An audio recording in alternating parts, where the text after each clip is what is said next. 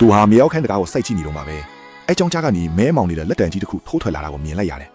မြေရောက်ထဲမှာတစ်ခုခုတော့ရှိမိပြီအပြင်ကိုလည်းအတင်းထွက်ဖို့စူးစမ်းနေတာသူဟာတန်တို့တစ်ချောင်းကိုဆွဲယူပြီးတကားကိုအတင်းပိတ်ထားဖို့စူးစမ်းခဲ့ပေမဲ့မထူချခဲ့ပါဘူးအဲ့ဒီအရာကြီးဟာအပေါက်ကြားကနေအတင်းတိုးထွက်လာနေတော့မယ်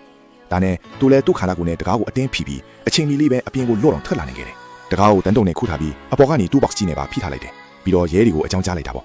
ဒါပေမဲ့ရဲတွေရောက်လာပြီးတကားဖွင့်ကြည့်လိုက်တဲ့အခါမှာတော့ဘာမှမရှိဘူးအင်ဂျင်ဝိုင်အမဲတွေပဲတွေ့ရတော့တယ်အခုတော့ရဲတွေကသူ့ကိုယူနေရလို့ထင်သွားကြတာပေါ့ရဲတွေပြန်သွားတဲ့အခါမှာတော့သူဟာမြေအောက်ခန်းဘေးကတန်ပြားတွေမှာအပေါက်ကြီးတစ်ခုဖြစ်နေတာကိုသတိထားမိသွားတယ်ကျမ်းပြင်ပေါ်မှာလည်းစီးတွေအပြည့်ပဲအဲ့ဒီတတဝါကြီးဟာမြေအောက်ထဲကနေထွက်ပြေးသွားပြီဆိုတာသူသိလိုက်တယ်ဒါနဲ့သူဟာအဲ့ဒီကောင်ကိုထောင်ချောက်ဆင်းသို့ဆုံးဖြတ်လိုက်တယ်ဟိုက်ဒရိုလစ်ဆက်ပေါ်မှာတက်စီပုံးတွေကိုအဆင့်လိုက်တင်ပတ်ပတ်လဲမှာလည်းစီးတွေလောင်းပြီးစောင့်နေခဲ့တယ်သူအစီအစဉ်အောင်မြင်ခဲ့ပါတယ်အဲ့ဒီတတဝါကြီးဟာထွက်လာပြီးတက်စီတွေကိုအငန်းမဲတောက်တော်တာပါပဲစီးတွေတောက်နေတော့မှသူ့ရဲ့လက်တံတွေဟာအပြာရောင်တောက်လာခဲ့တယ်အဲ့ဒီအချိန်မှာပဲတတဝါကြီးဟာရွတ်တရက်အော်ဟစ်လိုက်တာကြောင့်သူလန့်ပြီးခလုတ်ကိုလွတ်ချလိုက်မိတယ်ဟိုက်ဒရိုလစ်ဆက်ကြီးကအောက်ကိုအရှိန်နဲ့ကျလာပါပြီအဲ့ဒီတတဝါကြီးကတော့စီးတွေမိုးပြီးမလုံနိုင်တော့ဘူးသူသာမကယ်ရင်အဲ့ဒီကောင်ကြီးကြိတ်ခံရတော့မှာပါအဲ့ဒီအချိန်မှာပဲသူဟာမထင်မထားတဲ့အလုပ်တစ်ခုကိုလုပ်လိုက်တယ်ဆက်သေးကိုပြေးဝင်ပြီးအသက်ဘေးကနေအတင်းဆွဲထုတ်ကယ်တင်လိုက်တာပါ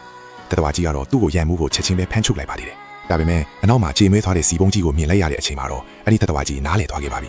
သူကြောက်နေခဲ့တဲ့ဒီလူသားဟာသူ့အထက်ကိုကယ်ခဲ့တာပဲဆိုတာကိုပေါ့